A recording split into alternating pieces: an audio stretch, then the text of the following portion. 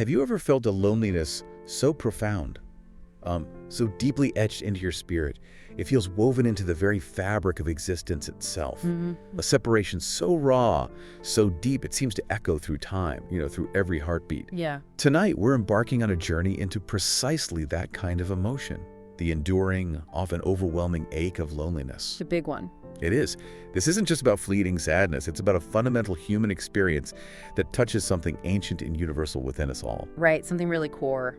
So this deep dive is into a truly compelling piece of writing that explores the multifaceted nature of loneliness. It draws from an ancient, heartbreaking legend and profound, intensely personal reflections. It's a powerful combination. Our mission today is to navigate this sensitive, somber territory with immense care, seeking not to wallow in sorrow, but to understand its deepest roots. To try and get to the heart of it. Exactly. To peel back the layers of this universal human shadow and see what wisdom, what perhaps even a gentle solace it holds for us. And to truly set the stage for this exploration, to open our hearts to the kind of sorrow we're discussing, there's an in-ear legend that it absolutely captures the essence of this deep, profound, and often irreversible loss. It's incredibly moving. It is. It's a story that resonates with a quiet, persistent ache, one that has stayed with me since I first encountered it. So let's listen closely and really allow ourselves to feel the weight of this ancient sorrow. Reading slowly, with a melancholic, empathetic voice, why is the moon so lonely? Because she used to have a lover. His name was Kuekuatsheu, and they lived in the spirit world together. And every night, they would wander the skies together, a perfect, ethereal dance. But one of the other spirits was jealous. Trickster wanted the moon for himself. So he told Kuekuatsheu that the moon had asked for flowers. He told him to come to our world and pick her some wild roses. But Kuekuatsheu, taking the shape of a dog, didn't know. He didn't know that once you leave the spirit world, you can never go back. And every night, he looks up in the sky and sees the moon and howls her name, but he can never touch her again. Slight pause. She added that Kuekuatsheu meant the wolverine. To this day, the beasts of the earth still cry to the moon, baying out their sorrows to their love, of whom is now intangible. Okay, let's just sit with that for a second. Yeah. Let's unpack this. Just hearing that story, you can feel the ache, can't you? Oh, absolutely. It's palpable. That raw, untamed grief of a love forever lost, forever out of reach. It's more than just a myth. It's almost a blueprint for understanding why any deep connection, once severed, leaves such a specific, unfillable void. Exactly. It gives shape to that feeling. It's a window into a sorrow that feels both ancient and intensely, tragically personal. It's incredibly powerful, isn't it? And the truly incisive takeaway here isn't just the immediate feeling of sadness, but the mechanism of that pain. Right, how it works? Yeah. This legend, passed down through generations of the Innu people who, we should note, were among the first North American indigenous peoples to encounter European explorers. That context is important. It really is. It grounds their culture in this incredibly rich and ancient heritage. It immediately establishes a profound emotional core. It doesn't just tell a story, it articulates an enduring type of grief. Enduring is the word. It shows us that some losses don't just heal and disappear over time. They transform into an intangible love, a love that persists not merely as a cherished memory, but as an active, enduring ache, because the object of that love is forever out of reach. An active ache. I like that. It redefines loss not as a past event, but as a constant present reality. That's a really crucial distinction, the idea of an active, enduring ache. And when you deconstruct that emotional core, the first thing that stands out to me is that the sheer beauty of their initial shared existence. The beginning. The moon and Kuekuatsheu, together in the spirit world, simply wandering the skies together. It sounds so idyllic, a perfect, unblemished harmony. Complete. That simple act of a shared journey speaks to such profound companionship, a sense of belonging and completeness that we all, at our deepest level, yearn for. We do. They were whole, they were together, and that unity was their universe, making the impending loss even more poignant. That initial harmony is absolutely essential, precisely because it sets such a stark contrast. It allows us to feel the full, crushing weight of what is taken away. You need the light to feel the dark. Exactly. The beauty isn't just in the imagery of them wandering the skies, but in the implied unity, the shared purpose, and the deep comfort found in mutual presence. It's a baseline for understanding the incredible depth of their connection before it's tragically severed. Right. And what's particularly poignant is that this kind of myth often emerges from cultures deeply connected to the natural world, where cycles of presence and absence, life and loss are intimately understood. Makes sense. Their stories, like this one, offer a way to process these profound universal truths. And then the catalyst arrives in the form of Trickster, driven by jealousy and deception. Yeah, the disruption. His lie about the wild roses, something so seemingly innocent, serves as this tragic, unwitting trap. He's not just a simple villain, but a profound force of disruption. How do you interpret Trickster's role here, not just as a simple evil character, but as a symbolic force that highlights vulnerability within relationships? That's an astute point. Trickster, in many indigenous mythologies, isn't always purely malicious. He's often a figure of chaos, of unintended consequences, or even a teacher through disruption. Okay. Here, his jealousy is the spark, but his lie about the wild roses is fascinating. It's a request for a beautiful romantic gesture, and it becomes the instrument of separation. The irony. Exactly. This suggests that profound disruptions don't always come from overt malice, but can often arise from seemingly small deceptions, external influences, or even from well-meaning but misguided actions. It mirrors real-world experiences where broken trust or outside forces can tragically tear relationships apart, often when one partner is at their most vulnerable or desirous to please. Which leads us directly to Kuekuatsheu's fateful act of love. This is where the tragedy just deepens for me because it's so ironic. Incredibly so. His pure intention to gather those wild roses, a selfless act of love for the moon, becomes the very thing that condemns him to eternal separation. The act itself seals his fate. He takes the shape of a dog, transforming, becoming forever earthbound, unable to return to the celestial realm. It's the heart-wrenching reality that sometimes even the deepest acts of love, fueled by the purest intentions, can have devastating and utterly unintended consequences, Right. leading to an irreversible break. The very gesture of affection becomes the instrument of his downfall. The tragic irony is profound. His love, intended to bridge a gap and bring joy, instead creates an unbridgeable chasm. Unbridgeable, yeah. His transformation into a dog isn't just a physical change, it's a symbolic permanent exile. He descends from the spiritual, celestial realm to the earthly, a perpetual grounding that physically separates him from his beloved moon. Grounded literally.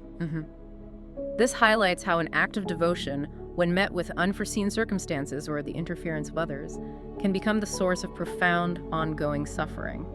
It's a powerful lesson in the unpredictable nature of consequences, even for the noblest of intentions. And then we hit the true core of the legend's deep sorrow. The unbearable burden of irreversible loss.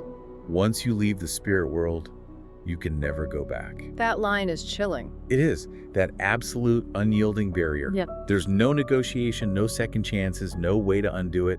It's a definitive, permanent break. The finality is brutal. This mirrors so many human experiences, doesn't it? The undeniable finality of death, the definitive end of a relationship, or even life choices that permanently alter our path and close off old possibilities forever. Absolutely. That unyielding never again is what makes the pain so raw and deep. This is where the myth truly touches a universal chord. The concept of an irreversible boundary, a point of no return, is a fundamental human fear and experience that transcends culture. We all understand that feeling. We do. It's the moment we realize that certain things once lost cannot be retrieved. Certain paths once taken cannot be undone.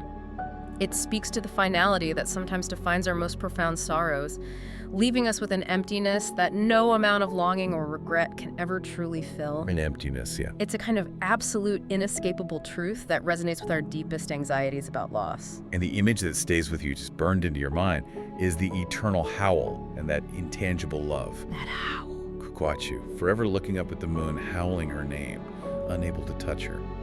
It's an unquenchable longing, a love that persists despite this vast, unbridgeable physical and spiritual chasm.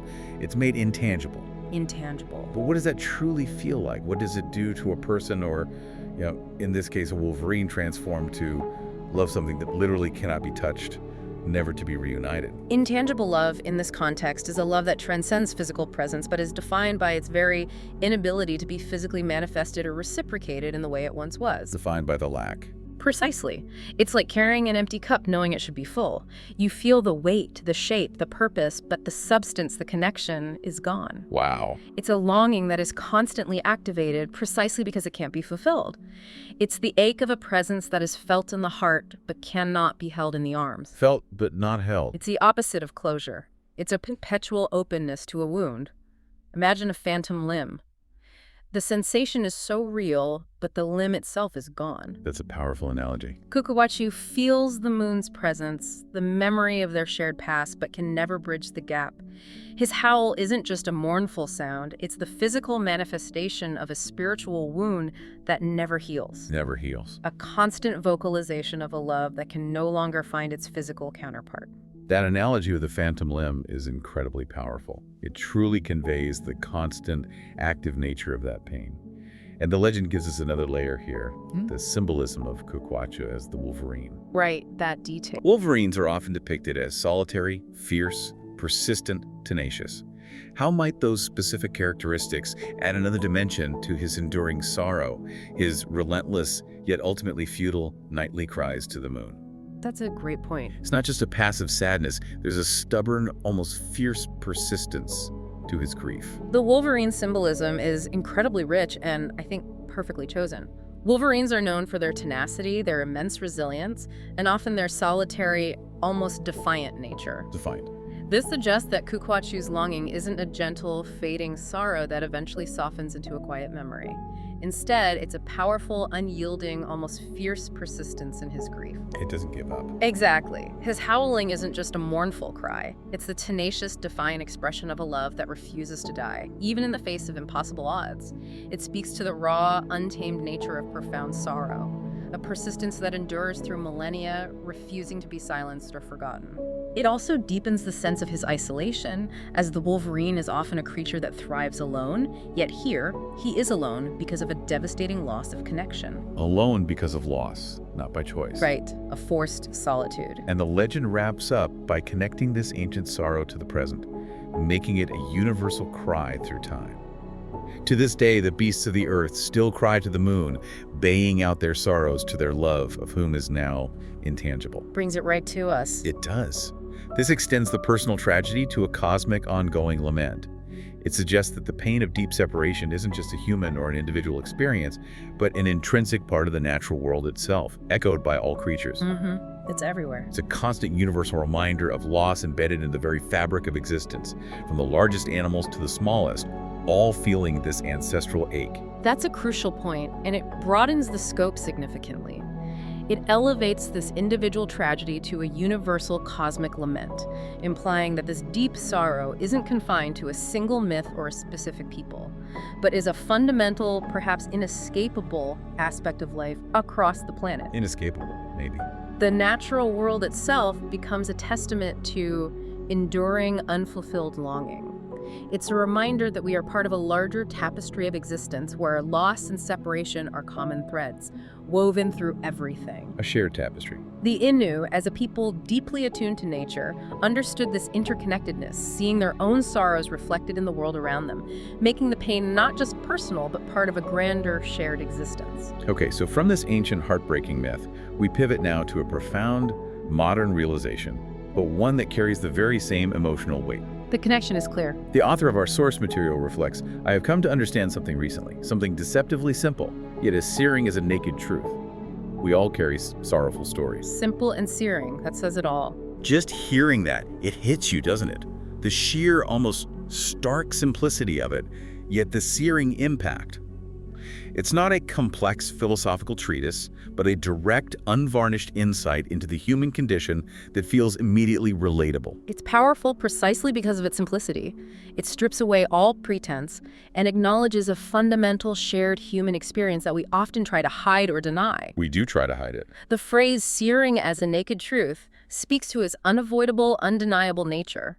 We might try to mask our sorrowful stories, even from ourselves, but this statement forces us to confront that reality head-on. Yeah. It's a call for radical honesty about our inner emotional landscapes, recognizing that this is part of the package deal of being human. And it goes further, suggesting this truth exists beyond circumstance. The author writes, "It matters little what fortune has smiled or frowned upon us. Life always conceals a corner of shadows." That's a critical point. This is a crucial distinction. It means that sorrow isn't exclusive to hardship or adversity. It's a universal human condition, an inherent part of the lived experience, regardless of privilege, wealth, or apparent struggle. Absolutely. You could have everything the world promises and still carry these profound, sorrowful stories within you. This dismantles a common misconception that sorrow is a consequence only of external misfortune or a lack of material comfort. It posits that regardless of our outward circumstances, an inherent part of the human journey involves encountering and carrying shadows. It's just part of it. It's an internal landscape feature, not solely dictated by external events. This understanding can be both deeply comforting in its universality, knowing you're not alone in feeling this, Right, there is comfort in that. and challenging, as it means there's no escaping it, only learning how to acknowledge and live with it. Even in the brightest room, there's always a corner where the light doesn't quite reach. A corner of shadows. The author then introduces this really powerful metaphor. Darkness, I have discovered, is no fleeting specter. It is a silent hound that follows us everywhere. That's striking imagery. I love that imagery. It's not just a momentary shadow that passes. It's a persistent, loyal, almost inescapable companion. Always there. We might believe we've outrun it, convinced ourselves we've left it far behind, but it patiently, silently awaits our return around the next corner. Always there. The silent hound metaphor is incredibly apt because it describes a presence that is constant but not always overtly visible or audible. It's there, lurking, accompanying us through life, even when we're focused on other things. The idea that we fancy at times that we have outrun it, but when we turn the corner, there it is, waiting faithfully, beautifully illustrates the futility of trying to permanently escape our inner darkness. Waiting faithfully. Wow. It doesn't judge, it simply is. It's not chasing you down, it's just walking alongside a part of your journey, whether you acknowledge it or not. And the author's conclusion about this hound really lands it with such impact. For in truth, it belongs to us.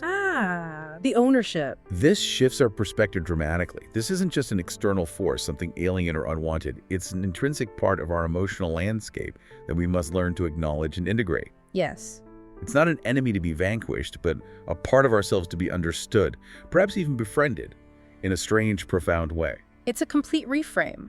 Instead of seeing darkness or sorrow as an invading enemy to be vanquished, this perspective invites us to acknowledge it as an intrinsic component of our inner landscape. Our landscape. It's not about embracing suffering for its own sake, but understanding its presence, integrating it into a more complete self-awareness, because suppressing it only gives it more insidious power. Suppression makes it stronger. Often, yes. It encourages a more holistic view of our emotional spectrum, recognizing that light and shadow are two sides of the same coin in the human experience, and both deserve our attention and understanding. So what stands out to you about this idea? Have you ever felt that invisible companion of sorrow, that persistent hound, even in moments of joy or apparent peace? Oh, definitely. It truly makes you reflect on the quiet corners of your own experience, doesn't it? It absolutely does. It resonates deeply. So we've explored this ancient wisdom and the universal presence of sorrow. Now let's connect this timeless human experience to our modern world. Right, bring it to today. Fast forward to today, to our phones, our social feeds, the constant hum of digital activity. It feels like we've designed a world that should eliminate loneliness altogether, this constant mirage of endless connections. The great promise of tech. Technology promises to solve loneliness, offering an army of algorithms to offer refuge, conjure answers, dispense technological comfort. It creates this grand expectation of constant connection, validation, and interaction, as if we can algorithmically engineer away our isolation. It's a compelling, almost intoxicating illusion. The digital landscape creates a facade of omnipresent connection, suggesting that every query, every emotional need can be met by a swift digital response. Understand answers. These algorithms are designed to keep us engaged, to present us with content and connections, fostering a belief that simply being online equates to being connected. But it doesn't, does it? Often not. It's a powerful promise of constant belonging, yet it often falls profoundly short of addressing our deeper human needs. It's almost charmingly misguided, isn't it? Like asking a search engine to fix a heartbreak, it might give you advice, but it can't feel with you. Charming, yes, but also deeply illustrative of the disconnect. And yet, this is the central paradox of our time. Contrast that grand promise with a stubborn, almost defiant reality. And yet loneliness remains patient, unwavering, true to its nature. Stubborn is right. It persists. Unprecedented connectivity coexisting with pervasive, often escalating feelings of isolation. Why does this fundamental human need for genuine, profound connection persist, even flourish in its absence, despite all the technological advancements designed to bridge gaps? That's the million-dollar question. It's almost as if the very tools meant to bring us together somehow highlight our individual isolation even more starkly. This paradox underscores the fundamental difference between superficial interaction and profound connection. Algorithms can facilitate communication, they can show us who's liking our posts, but they struggle to cultivate true intimacy, vulnerability, and shared presence. The deep stuff. Exactly. Loneliness is a deep-seated human experience, often rooted in a perceived lack of meaningful, authentic connection, not just a lack of communication. The digital realm might offer quantity, a vast network of acquaintances, but often lacks the quality required to truly assuage that gnawing feeling. Quantity over quality. Genuine human connection is organic, messy, unpredictable, and profoundly reciprocal. It can't be fully automated or templated by a machine. And part of that failure might be because these algorithms are attempting to answer questions we cannot even articulate. The unasked question. This suggests that deep loneliness often stems from an unexamined void, a need that goes beyond superficial interaction or readily expressible desires. It's about something deeper, something that we haven't even been able to put into words ourselves, let alone type into a search bar. Exactly. If we don't fully understand the nature of our own loneliness, if it's an existential void, a yearning for purpose, or a grief we haven't named, how can technology, no matter how advanced, provide a satisfying answer? It can't know what we don't know. Right. This points to an existential dimension of loneliness, one that isn't just about missing a person, but about grappling with our own being, our purpose, and our place in the world. The questions remain unarticulated because they are often too profound, too personal, and too complex for a quick fix or an algorithmic solution. Yeah. We're trying to outsource an internal spiritual problem to external technological tools. This brings us to a really poignant and profound pairing, the author observes. Ignorance and loneliness. Sisters in silence. Sisters in silence. That's evocative. It's a striking observation about how these two seemingly disparate states are intertwined, especially in how they offer a kind of shield. This is a beautiful and deeply insightful connection. It posits that ignorance and loneliness share a quiet, often unacknowledged relationship. Both can exist in a state of silence, but their nature and their shields against discomfort are vastly different. Different shield. Offering different kinds of protection or perhaps different kinds of avoidance. So let's break that down. The author says, ignorance shields you so long as you remain unaware of what you do not know. The bliss of ignorance. There's a strange temporary comfort in blissful ignorance, isn't there? In simply not knowing what you're missing or what challenges you truly face. If you don't know something exists, you can't grieve its absence. Right. It's a kind of peace born of unawareness. That's spot on. Ignorance provides a kind of protective bubble. By not being aware of certain realities, possibilities, or deeper truths, one avoids the pain or discomfort that knowledge might bring. Avoids the sting. This shield, however, is inherently fragile and temporary, because truth often has a way of revealing itself, eventually shattering that comfort. It's a state of being unburdened by what lies beyond one's current perception, a quiet contentment rooted in a narrow field of vision. It's the peace of the unexamined life for a time. But loneliness is different. It has its own unique shield, which the author describes as loneliness, so long as you still have someone to whom you may whisper your reasons. The confidant. This highlights the crucial, almost sacred role of shared vulnerability and intimacy.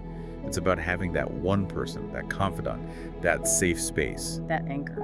What happens, though, when that someone is no longer present, or if one has never even had that person to begin with?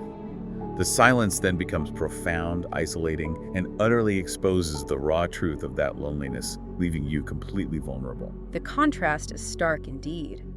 Ignorance shields you from external reality and its potential pains, but loneliness's shield is about internal vulnerability shared externally. Sheer vulnerability, yeah. Having that someone means you can articulate your experience, your pain, your reasons for feeling lonely, and in that act of sharing, of being seen and heard in your struggle, the immense burden is momentarily or even significantly lightened. It makes it lighter. It's the ability to process and acknowledge your feelings with another human being.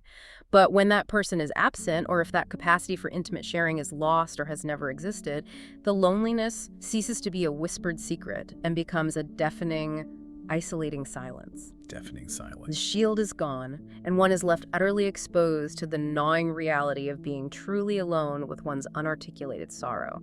The weight becomes unbearable because there's nowhere for it to go. So if loneliness is this persistent hound and sorrow is an intrinsic part of us that we must learn to integrate, what do we do about it? Right, the practical question. The author posits that the most daunting conversation of all is the one with ourselves. Facing the mirror. Why is this internal dialogue so terrifying for so many people? It forces us to confront our fears, our insecurities, past mistakes, and those unanswered questions without any external distraction, No escape route. without anyone else to cushion the blow. It's just us, alone, with everything we've been trying to avoid. It's daunting because it demands absolute presence and brutal honesty. We are constantly conditioned by society to look outward for validation, for entertainment, for solutions, for external comfort. Always looking out. Turning inward means facing the unvarnished truth of our inner landscape, which can be profoundly unsettling. It's where our shadow self resides, where unresolved conflicts fester, where doubts about our worth surface. On the messy stuff. Without the usual external noise and distractions, that internal dialogue can feel overwhelming, threatening, or even just agonizingly boring, which is often a disguise for deep discomfort. It's the ultimate reckoning, where we have nowhere left to run. And the author offers a cure, if such a thing exists. A path forward, as unadorned as learning to sit at table with oneself. Sit at the table, I like that. To converse with our own ideas, to wrestle with our feelings, even when they appear as adversaries. This isn't a passive act of simply existing in solitude. It's an active, often challenging engagement with our inner world. It requires work. It requires effort, courage, and a willingness to confront those adversarial feelings, to truly listen to them. This cure isn't a magical potion or a quick fix. It's a discipline, a practice. Sitting at table with oneself implies intentionality, a profound respect for one's inner world, and a commitment to understanding rather than avoidance. Intentionality, yes. Conversing with our ideas and wrestling with feelings means engaging in active introspection, challenging our assumptions, and processing emotions rather than suppressing them. It's about building a relationship with our inner self, even the parts that are difficult or uncomfortable. Building that relationship. Think of it like a muscle you have to build. It's actively learning to be a good host to your own thoughts and feelings, even the messy, uncomfortable guests. Until that cure arrives, that ability to truly sit with ourselves, the author notes, the commonest sedative is simply not to think. The default escape. This explains such a vast spectrum of human behavior, doesn't it? The relentless, almost desperate pursuit of distraction. Anything to avoid that uncomfortable introspection. Anything but silence. We numb ourselves in 1,000 different ways just to keep those troubling thoughts and feelings at bay. It's a fundamental survival mechanism in a way. When facing the potential discomfort or pain of introspection, the easiest immediate solution is to shut down the thinking process, to occupy the mind with anything else. Keep busy? Exactly. This explains the pervasive need for constant stimulation, for background noise, for busy schedules, for always having something to do, all designed to prevent those quiet moments where our own thoughts might finally catch up to us. It's a temporary reprieve, a false calm. But there's a profound futility to this flight. The author points out the paradox. Yet one cannot cease thinking whilst forever fleeing from oneself. You can't outrun your own mind. The thoughts and feelings are always present, merely suppressed, waiting beneath the surface. This creates an exhausting, self-defeating cycle of avoidance rather than genuine peace or resolution. So tiring. You can run, but you can't truly hide from yourself. Your inner world always travels with you. The human mind is remarkably persistent. Even when we consciously try not to think, our subconscious continues its relentless work, often amplifying the very thoughts we're trying to suppress. Making it worse. This creates an internal tension, the conscious effort to avoid, and the subconscious processing that continues regardless. This dynamic often leads to a deeper form of exhaustion where we are not only drained by external activities, but also by the internal, unwinnable struggle to keep our own thoughts and feelings at bay. An internal struggle. It's a continuous, exhausting battle that prevents true inner peace or genuine self-understanding. And this flight from the self manifests in a whole spectrum of diversions, from the overt to the subtly accepted. The author categorizes them into the forbidden escapes. Drink, narcotics, gambling. The obvious ones. We all understand why these are chosen. They offer immediate, powerful, though profoundly temporary, numbing of pain and a potent escape from self-awareness. Quick fixes. But they often create destructive cycles, offering fleeting relief at a steep, often devastating cost, deepening the very sorrow they attempt to escape. These forbidden escapes offer a rapid, intense alteration of consciousness, a complete, albeit temporary, obliteration of the self and its internal landscape. They provide an immediate anesthetic effect, Numbing. allowing one to temporarily step outside of their own mind and feelings to dissolve the self. However, the transient nature of this escape ensures that the underlying pain not only remains but often returns magnified by the consequences of the addiction, The rebound effect. trapping individuals in a cycle of needing more and more powerful diversions, further eroding their sense of self. But then there are the sanctified escapes, the socially acceptable yet equally potent diversions. Sporting fanaticism, religious fervor, the bacchanalia of Black Friday, or even the labor that consumes us. The ones we praise sometimes. These are seen as productive or communal, even virtuous, but they can still function as powerful mechanisms for avoiding that daunting internal conversation. Yeah. It's fascinating how society can validate these forms of avoidance. This is a critical distinction because these sanctified diversions are culturally sanctioned and often celebrated, making their role as escapes less obvious, even noble. Hiding in plain sight. Sporting fanaticism offers tribal identity, intense vicarious emotion, and a collective focus that completely eclipses personal introspection. Religious fervor can provide purpose, community, and answers to existential questions, thus potentially diverting from deeply personal inquiry or unresolved doubts. The frenzied consumerism of Black Friday provides a fleeting thrill of acquisition and a sense of participation in a collective ritual. An all-consuming labor, while often lauded for its productivity and providing external validation, can serve as an intense, perpetual distraction, Busy trap. offering an excuse to avoid quiet, reflective moments. They all offer a way out of ourselves without actually resolving what's inside. The common underlying motive for all these diversions, both forbidden and sanctified, is ultimately the same, the author concludes, all in the desperate hope of escaping the most daunting conversation of all, the one with ourselves. That really cuts to the chase. It's a powerful, almost unsettling realization that so much of what we do, so much of what society offers, can be seen through this lens of avoidance, a collective effort to outrun our own minds. It collapses the moral distinction between different types of escape, revealing a shared psychological root. Whether it's a socially condemned addiction or a highly praised work ethic, the underlying motivation can be identical: to avoid the internal discomfort of facing oneself. Same root cause. This insight challenges us to look beyond the surface of behavior and understand the deeper needs and fears driving our actions. It compels us to ask, what are we truly running from, and how is it preventing us from finding genuine peace? So if escaping ourselves isn't the true answer, if it only leads to a more profound, exhausting form of loneliness, what is? The alternative path. The author offers a great lesson for future generations, a forward-looking proposal for a different path. Perhaps the great lesson is this: to teach our children how to spend time in their own company, Start young. to endure that seemingly unbearable boredom and transform it into fertile ground. This highlights a proactive, almost revolutionary approach to fostering inner resilience from a young age, preparing them not just for the challenges of loneliness, but for those inevitable corners of shadows we all carry. This is a truly profound and empowering vision for education, for raising psychologically robust individuals. It shifts the focus from merely imparting external knowledge to cultivating an essential internal skill: self-companionship. Self-companionship, I like that term.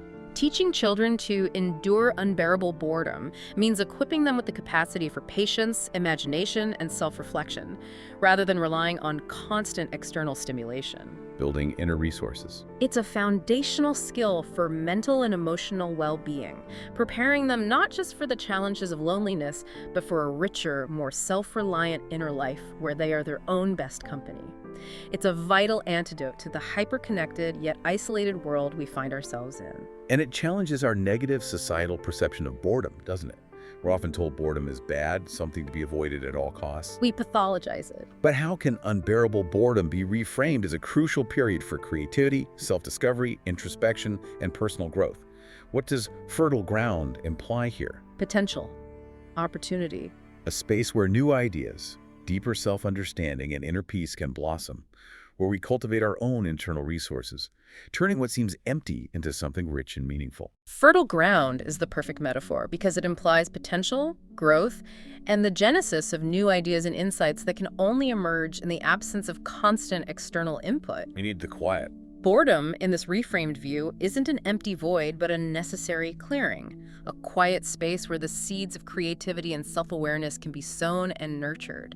It's where we learn to listen to our own inner voice, to recognize and process our emotions without immediate judgment or distraction. Listening inward. It's in these moments of quiet, seemingly empty space that true originality and connection with our authentic self can begin to flourish, laying down roots for a stronger inner life. And the author makes a vital distinction that's important for everyone to hear. This is not a sentence of solitude, but an invitation to savor the art of one's own presence. That shift is crucial. Invitation, not sentence. This is crucial. It's not about being isolated and miserable, but about developing a rich, fulfilling, and empowering relationship with oneself. What does it truly mean to savor the art of one's own presence in our busy, demanding lives? This distinction is paramount because it redefines solitude from a punishment, from a kind of banishment, to a profound privilege. Savoring the art of one's own presence speaks to a deep, mindful appreciation for being in one's own company. Mindfulness of self. It's about cultivating a self-relationship built on acceptance, curiosity, and even genuine affection. It's about finding contentment and fulfillment from within rather than solely seeking it from external sources. Finding it inside. It implies a quiet confidence in one's own being, a sense of inner peace that makes external relationships enriching rather than desperately needed to fill a void. It's the comfort of truly being at home with yourself, regardless of where you are physically. Being at home with yourself. It's a practice of self-kindness, of recognizing and valuing the unique person you are. Because if we fail to cultivate this inner companionship, if we constantly flee from ourselves, there's a critical, almost chilling warning embedded in the text. For if we should ever grow weary of ourselves, we imperil our very self-worth. That's a heavy warning. And that is a price no one should be asked to pay. This is a profoundly serious consequence, isn't it? The ultimate cost of neglecting our inner life. This is indeed the ultimate cost, a deeply unsettling thought. To grow weary of oneself is to lose fundamental respect and appreciation for your own being. It's to find your own company unbearable, a constant burden. Unbearable. It leads to a profound erosion of self-esteem, an inability to form authentic connections with others because you're constantly fleeing yourself, and a perpetual reliance on external validation that can never truly fill the void you feel within. That constant need for validation. Self-worth is the bedrock of mental and emotional well-being, the internal compass that guides us through life's challenges. To imperil it is to lose our sense of intrinsic value, making us vulnerable to deeper, more destructive forms of loneliness, despair, and a pervasive sense of emptiness. It's foundational. It's a price that truly is too high to pay, and one we must actively work to prevent. And by cultivating that inner companionship, by learning to sit at table with ourselves, by transforming what seems like unbearable boredom into fertile ground, we might not eliminate all sorrow, because the Innu legend reminds us that sorrow is an eternal, inherent part of life. It's always there, the hound. But we certainly equip ourselves with the resilience, the inner strength, and the compassion to face it, to acknowledge it without being consumed by it. We build the capacity to hold it. We prevent that insidious weariness of ourselves that can lead to far deeper, more destructive forms of loneliness. It's about building an internal sanctuary that no external force can truly breach. An inner refuge. This deep dive has truly taken us on an emotional journey, hasn't it? It really has. Quite profound. From the ancient, heartbreaking legend of the moon's enduring, intangible loneliness, to the author's stark realization that we all carry sorrowful stories, acknowledging it as a universal shadow that walks with us. Covered a lot of ground. We've wrestled with the paradox of loneliness in our hyper-connected digital age and explored the various, often desperate ways we try to escape ourselves, both forbidden and sanctified. The escapes, yeah. Ultimately, we arrived at the powerful, deeply hopeful lesson of cultivating inner companionship, transforming boredom into fertile ground, and saving ourselves from the peril of self-weariness. That hopeful note is important. It's been a journey explored with profound emotional sensitivity, urging us to feel the deep pain of loneliness, not to shy away from it, but to truly understand it, and in doing so, perhaps find a new path forward.